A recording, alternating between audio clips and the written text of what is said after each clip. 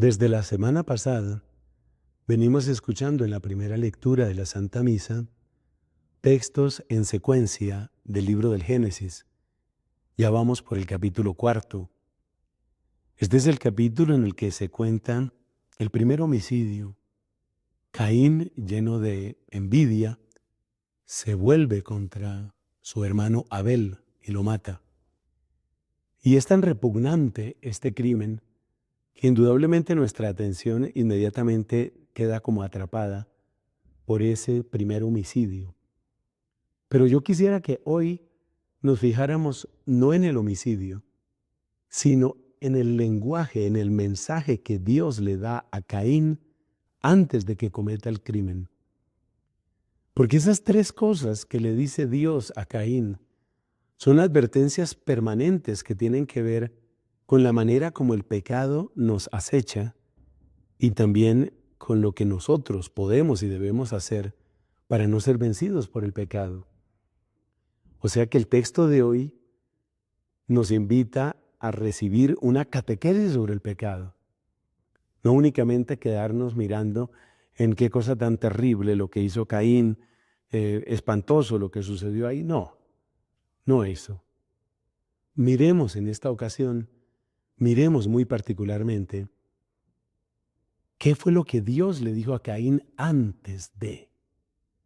Porque en esa advertencia divina está indudablemente un freno para la acción del mal.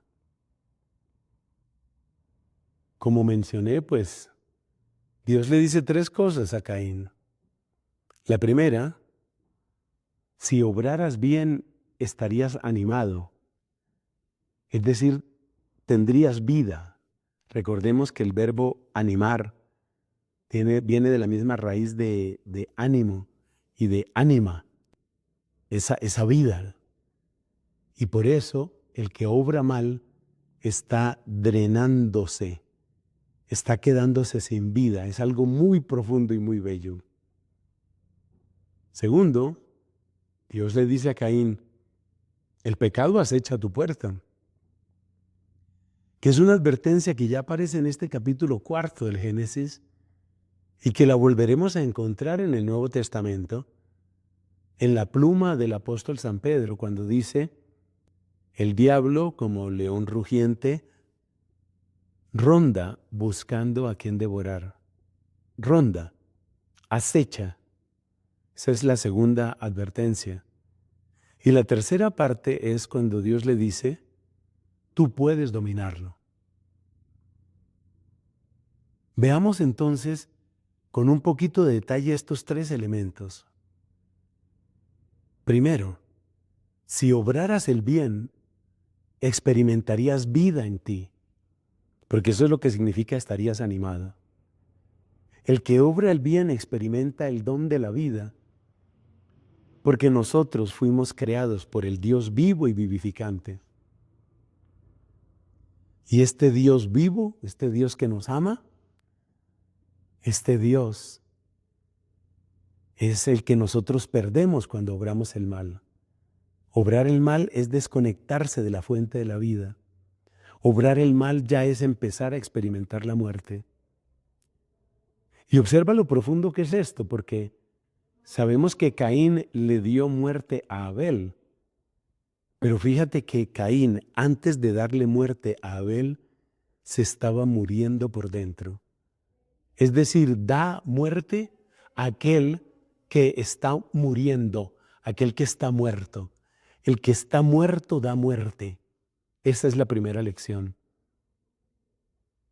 Y esto explica muchas cosas. Por ejemplo, esto explica la intercesión de Cristo cuando en la hora de la pasión ruega por sus propios verdugos. ¿Por qué Cristo ruega por los verdugos que le están dando muerte a Él? Pues porque ellos, los que le dan muerte a Él, ya están muertos. Entonces, la primera gran lección es el pecado te desconecta del Dios vivo y el pecado te pudre por dentro, te hace experimentar la muerte por dentro. No tiene nada de raro que teniendo la muerte reinando dentro de ti, luego lleves la muerte afuera en tus obras. Segundo, el pecado acecha. Esto nos invita a tener una actitud de vigilancia, de la cual nos habla varias veces Cristo, particularmente cuando dice, vigilad y orad. Efectivamente, el pecado acecha. Y esto quiere decir que no hay negocio con el pecado. No hay negocio con el pecado. Parece muy elemental lo que estoy diciendo, pero hay ciertas tendencias en la espiritualidad actual, hay ciertas tendencias que invitan a las personas a convivir con el pecado. Como quien dice, aprende a aceptarte así y sigue en tu pecado, y sigue en tu pecado. Y hay sacerdotes que están enseñando esto. Y le hacen un daño terrible, terrible a los corazones. Es algo espantoso. De hecho, es una forma de odio. Porque si una persona está enferma y yo le digo, mira, acostúmbrate a tu enfermedad, en vez de darle ese remedio, esa medicina que podría cambiar la situación, ¿qué es eso? Sino crueldad y odio. Entonces el pecado acecha y no hay negociación con el pecado. Pero luego le dice Dios a Caín una enseñanza que la repiten varios santos. Y yo quiero mencionar aquí a Santa Catalina. Porque le dice Dios a Caín, tú puedes dominarlo. La frase de Catalina es esta: ni el demonio, ni criatura alguna puede obligarte a pecar si tú no quieres. Es decir, que hay un espacio de libertad, así sea una pequeñita libertad, siempre tienes un espacio de libertad. Y ese espacio de libertad está fundamentalmente en tu voluntad. Entonces, el demonio no puede adueñarse de tu voluntad, ni siquiera en la posesión diabólica, que es un caso pues tan extremo, porque en la posesión diabólica, como enseña la teología católica, hay un cierto dominio del espíritu del mal sobre el cuerpo, pero no hay un dominio sobre la voluntad. El demonio puede desde fuera tratar de seducirnos para hacer atractivo el mal o asustarnos para detenernos en el camino hacia el bien, pero no puede, no tiene poder sobre nuestra voluntad.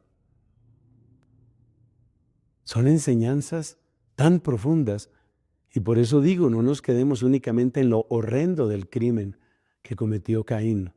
No nos quedemos en eso. Aprendamos esta catequesis. Aprendamos de Dios que nos quiere enseñar. Aprovechemos su doctrina y en el nombre de Cristo y con la gracia de Cristo, aprendamos a ser más que vencedores, como decía San Pablo.